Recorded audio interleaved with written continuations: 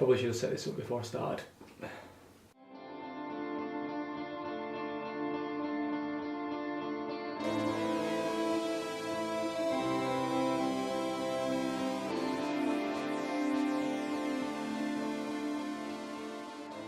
Hey everyone, welcome back to Easy Endeavour. I'm Tom. So today I thought I'd bring a quick video just about being a startup YouTuber, the struggles that you have creating videos and getting going on YouTube. So hopefully this will be a bit of a fun video for you.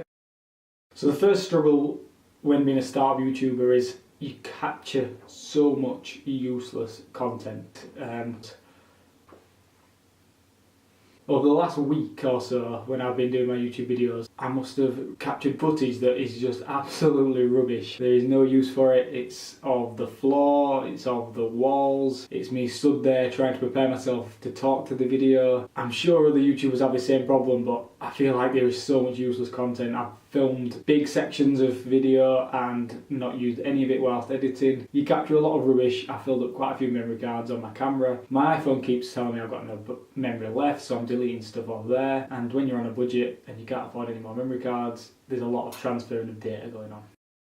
Number two would be editing skills, or the lack of them.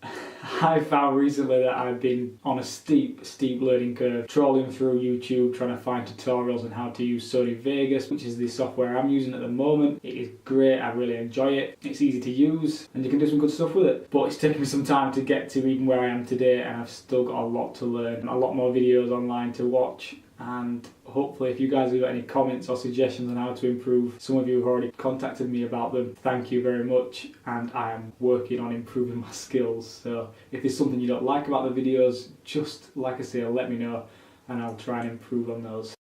Number three would be no audience feedback, or at least a lack of audience feedback. When my first few videos went up, there was just nothing. There was no comments, there was hardly any views, and the engagement level was low. That's always a struggle because you're putting out videos and you're trying to work out whether they're good, whether they're bad, how to improve them, and without that feedback from the audience, you're just really struggling to work out what's going to work. So I'm fine at the moment. I'm putting different things out there, seeing what gets a response, what doesn't get a response, and just playing it by ear. A lot of the suggestions from other YouTubers that you watch that say how to start the YouTube channel, it's very much, oh, collaborate with other people and engage with your audience and reach out to others to try and get them involved. But when no one's seeing your videos, that's near impossible. So my suggestion would be is just to connect with other YouTubers and comment on their videos. Just take some time just to watch and actually engage in them. Just leave a comment. It might even take 3 or 4 videos before they get back to you or they have the time to respond, because what you'll find with a lot of either beginning YouTubers or even some of the bigger YouTubers is that they're that busy with other things that they're not always on the platform to then respond to your messages. You can't expect to write on someone's video and then get a response from that creator every single time. You might be lucky once or twice to get back to you, or if you start to build up a really strong relationship, you're more likely to get a response. So I know there's a few people that I'm subscribed to and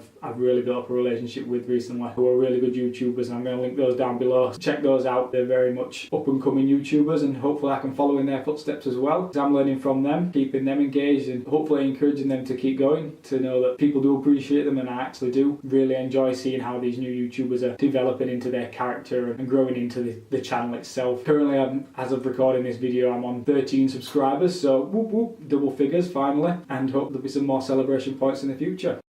Number 4 is budget of production. If you guys follow my vlog, you'll have noticed that I don't own a tripod, so I'm using a lot of books to stand my camera on. I'm using natural light coming through from the window, so you'll see my desk lamp there and my laptop behind me, just using a bit of backlight in there. That budget of being a startup YouTuber makes it really difficult to create high-end video. I've recently purchased the Canon EOS 70D, brilliant camera. I love the quality, I love how functional it is when I'm trying to create videos. The picture quality is amazing, and there is so much I can do with the camera. Yes, we're on a budget, but sometimes it's worth splashing that cash out just to get something that's going to turn out so good. If you are looking for a camera or an upgrade, the Canon EOS 70D is great. I got mine off eBay second hand and I got a really good deal on that, with a lens bought separately. The whole package came to less than £600. When you're on a budget, you've just got to work with what you got, and if it turns out good, then brilliant. If not, then you have to get creative either in the editing Number 5 is struggling with doing themed videos. So a lot of the big YouTubers do like a mail opening video. I'll put a link to the one I did the other day. I created a 1-minute video of me opening mail. It wasn't sent in by anyone, it wasn't requested by me, it literally was just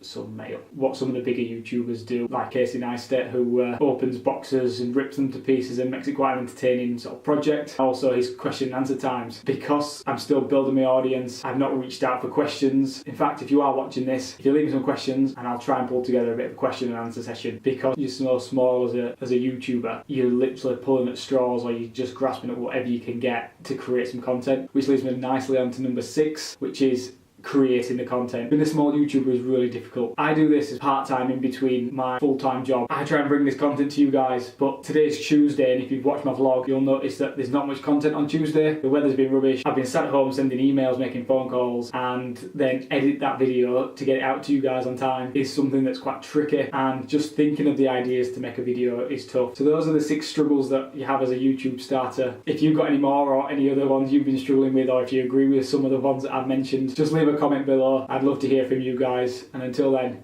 take care.